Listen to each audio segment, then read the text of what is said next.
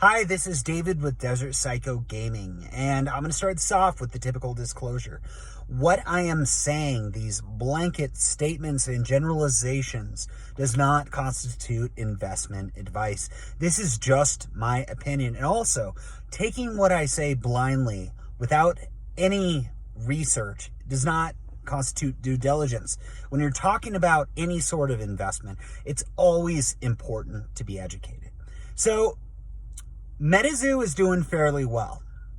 Prices are coming down a little bit on the Kickstarter, but relatively looking across the gambit of collectible trading card games, Metazoo seems to be performing the best when you're comparing it to others. Although it's not necessarily comparable, because although the demand might be lower for a game like Pokémon, there are far less products out there available. The print runs are smaller. And that leads us to the basic economics of things. And I'm going to explain why trading cards or why certain products go down or go up in price. And if you already know this, which a lot of people do, maybe this isn't a video to pay attention to. But if you're interested in this, the general economics of it, then this is how it happens. So there's a basic principle that applies to any kind of thing that you would buy. And it's called the law of supply and demand. And what that means is when demand is high, the price goes up. When demand is low, the price goes down. But there's a reason for it. That sounds like a regular fact, just a simple fact. And it is. But the reason why, and let's look at trading cards, right? The reason why prices go up is, let's say there's a whole spectrum of prices, right? There's items for $70, for $80, for $90, and there's a ton of them at those price points.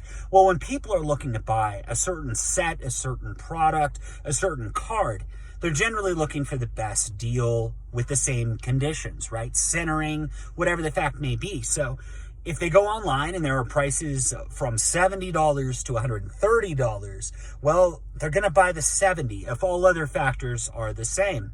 And then another person goes on and they look to buy something. Well, all the 70s are already sold out by the first group of people, so they're going to buy the 80s. And then the prices trickle up because progressively this level of pricing, the lower, less expensive cards are going to get gobbled up, and that'll only leave higher pricing available. And that continues an upward trajectory to where the prices go higher and higher and higher. And as the lower prices get bought out, it sets a new standard of what the value is. And sellers and stores will then list their products higher and higher and higher, and it will go in an upward trajectory. The same is true when the market is down, right? So what'll happen in that situation is same scenario, right? You've got this spectrum of card pricing between $70 and let's say $120. So what'll happen is somebody isn't very confident in it, but they want it, or the prices are coming down. So they're like, oh man, I don't want to spend too much, but oh, there's 70 there. That's great. I'll buy this 70. That's fine. I'll do it. The next group comes along and they're like, ooh, there's nothing at 70. I really wanted something at $70, but there's something at 80. You know what? I'll buy it. And then the next group comes along and there's some at 90 and they're like, heck no. Heck no. I'm not going to pay $90 for that card. So those products sit. And they sit. And then more people list it at $70 and $80. And then they'll start to more slowly sell. And the reality is, with a lot of singles, a lot of different types of products, if people didn't lower their prices or list stuff lower and just have them sit flat, that would remain the market value, regardless of whether people were buying them or not, because that was the only price you could really get it at. But that's not what happens, because stores need to move product to cover their overhead. And individuals, if they're selling, they need to make money, whether that's for basic income or to buy more product. So what'll happen in that scenario is other people will list and it will sell or it won't sell, and then people will start lowering their prices. And what will happen is progressively those higher price cards will become less liquid, and the prices will drop lower and lower and lower and lower. because the product needs to get moved. Have you ever looked online and seen an ETB selling at a really cheap price, below MSRP? Couple different reasons. One, if it's a store, they do need to have room, right? They need to have room for new products, and they need to be moving product.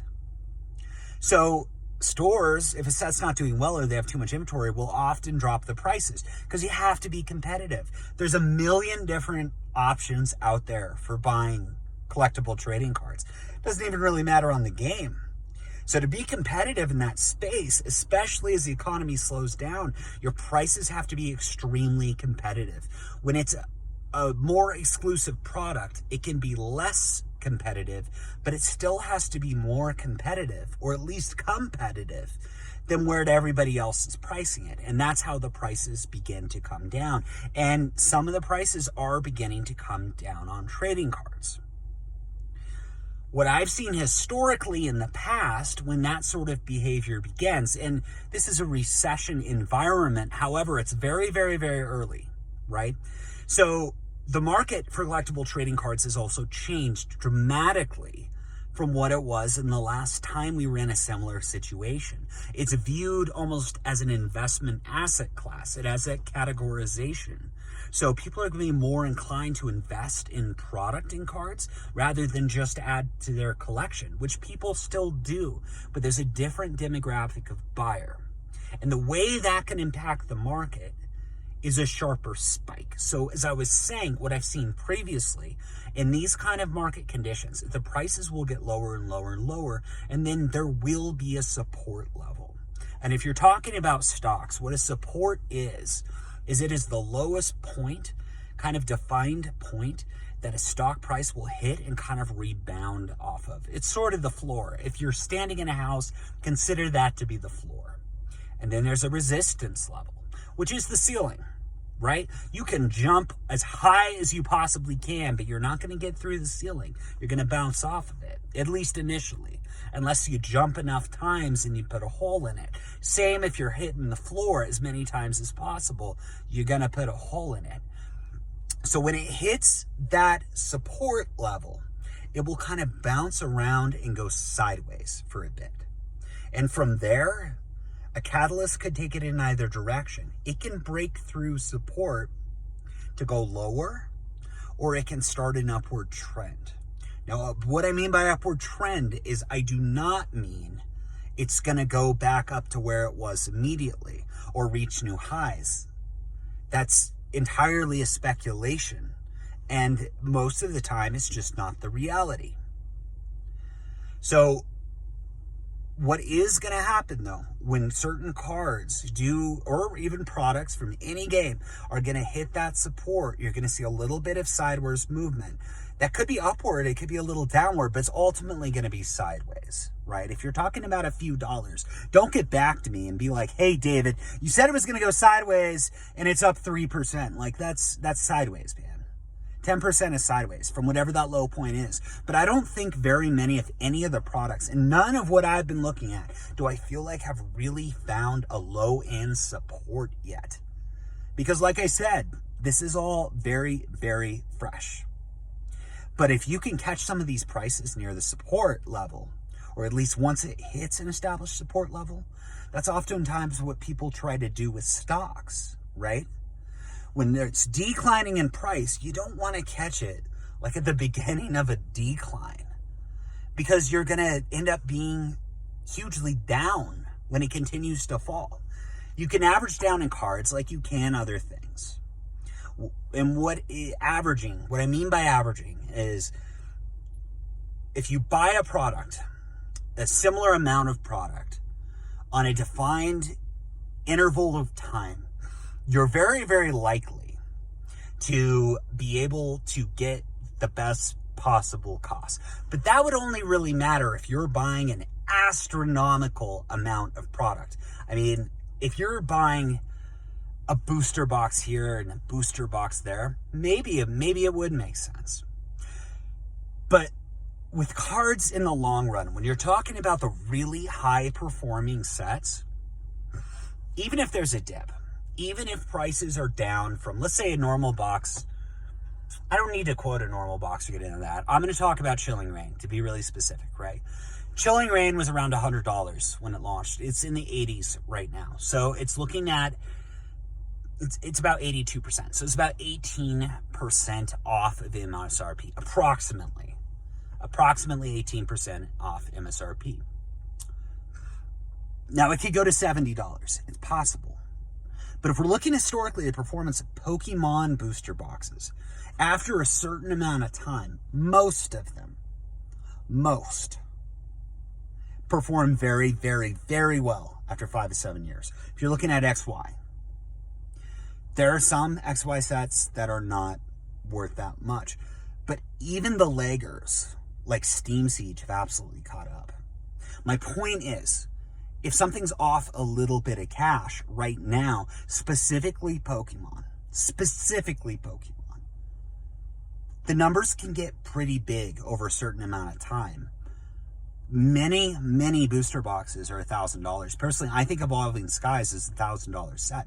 I don't know how long it's going to take to get there. I think it will be contingent on whether there are print runs, additional ones, reprints coming out, which I think there will be. But even with reprints, I do think eventually it will hit $1,000 a box.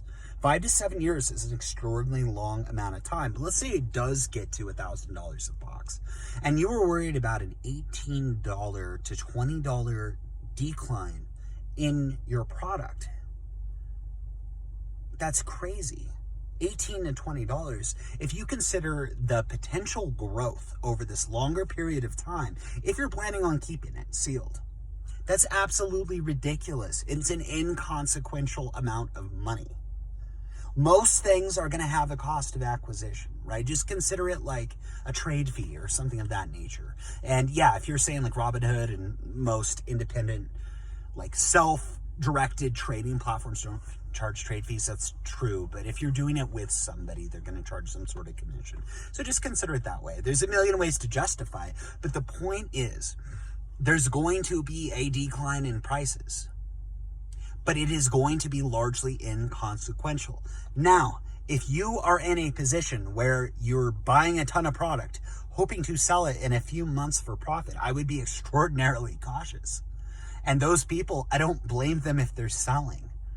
I understand when people do that and kind of day trade products, if you will, in a bull market. I get it. It's personally not for me because it's very, very challenging to time any kind of market. It's impossible. Let's just be frank. It's impossible to perfectly time a market in general. The best you can hope for is to buy it lower than what you sell it for when you sell it, right? You're never going to catch a bottom and you're never going to catch the top. The ideal time to buy it is as close to the bottom as you can get and sell it as high to the top as you can get. Or if you're trying to make a little money, just be profitable with it, right? That is the best we can hope for. Unfortunately, Metazoo appears to be ripping. Pokemon, certain sets are going to come down, but I mean, who did not anticipate that with the size of the print runs? But there have been larger print runs in XY. Look at Evolutions. Look where that set went. It was amazing, but I would argue it's not better than Evolving Skies. I don't think Generations is better than Celebrations. Generations is $800 to $900 a box. Maybe it's down more. I don't know. But it's huge. And by box, I mean an ETB. That is a staggering amount of money over that time frame. I believe it came out in 2015. That's 7 years. That is insane performance. And yes, there were less of the products available than what there are in Celebrations. Way less. But there's way more people buying Pokemon cards now than what there was then. I don't think the sheer volume of product on the market is that much more when you're equating how many more buyers there are. And yes, there are more people holding sealed product. That's true of Metazoo. That's true of Pokemon. That's true of Magic. That's true of Yu-Gi-Oh! That's true of any game. Just anything. Dragon Ball, it's all of it, right? They're holding more product. But it doesn't matter. From an investment standpoint, it does not matter because what's going to happen, and this happens when there's less people too, but like I said, even with holding product, there is more demand. The demand is massive. Now, we run into an issue if like half of those people drop out of the hobby, which I just don't see happening, right? But what happens when people hold product, and I'm not talking about an individual, I'm talking about the trend of general people, is at certain price points, and this is true of singles too, at certain price points, people will sell their cards, right? When a card is $50 and it gets to $100, there's a percentage of people that will sell because 100% gain is really, really good. But there will be a group out there who are like, man, 100, I think can go higher. And then it'll get to 125, 150, 175. And some are going to get tempted and more of them are going to sell. And then it will go to 200%. There's going to be more going to sell. And as they sell, the prices may come down a little bit because they're anxious to get out because it's the highest it's ever going to be. But look at those early WotC sets with Pokemon. Look at those early Magic sets. Look at where the prices are now. 100, 200%, 500%. Those are gone years ago. The capacity for really good trading card game sets increases dramatically over time as people buy product, as people open product, as product gets damaged in shipment. There's a million ways that the supply gets reduced. And as the prices increase periodically, people are going to be selling. People are going to be freaking out right now when prices are down a little bit. It's just the reality of it. Some will. I don't think it's going to be an astronomical amount of people because people are largely educated down. People are really committed to holding sealed product. You know, they've got those diamond hands. But at certain intervals, people are going to sell because that's what people have always done. And that's not betting on market trends. That's just human nature. When somebody has an opportunity to double their money, some people are going to take it. When people are going to triple their money, people are going to take it. And eventually the supply will reduce. And I think we're going to have the same or better performance than what we've seen in a lot of these very early sets of Pokemon. I think there's going to be a little bit of a pullback for a little bit on Metazoo, but I have faith in Metazoo. I think there's enough limited product, I think there's enough interest. I think it's so early that I think basically everything I'm saying with Pokemon is going to apply to Metazoo, but more. So what I'm saying right now is there is uncertainty in the market. You do what you want with that. If you're freaked out, if you're afraid of losing money, hold your product. If you're concerned about being upside down, investing in anything probably isn't for you. Because investing is not about looking daily at where the prices are. You will drive yourself insane. And that's true of any type of investing. It's about performance over a longer period of time. Because you cannot possibly make a decision with the best information you have and be right from minute to minute, from day to day. It does not work that way.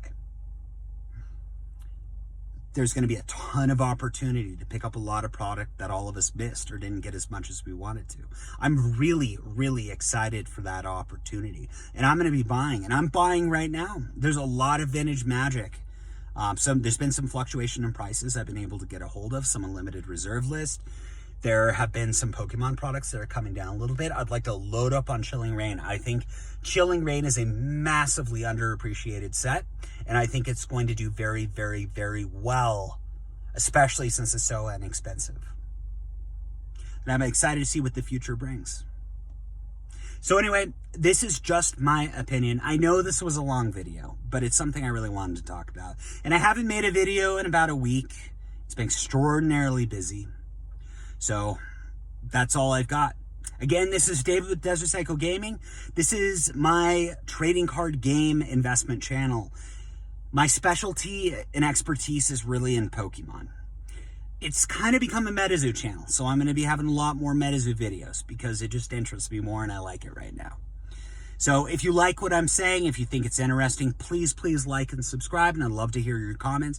If you hate it, if you think I'm full of crap, that's okay. I'm all right with that. But please, please send me a comment. I still want to hear what you're saying. And if you'd like me to talk about anything specific, let me know in the comments. I'd love to make another video soon. You guys have a good night. Thanks for watching.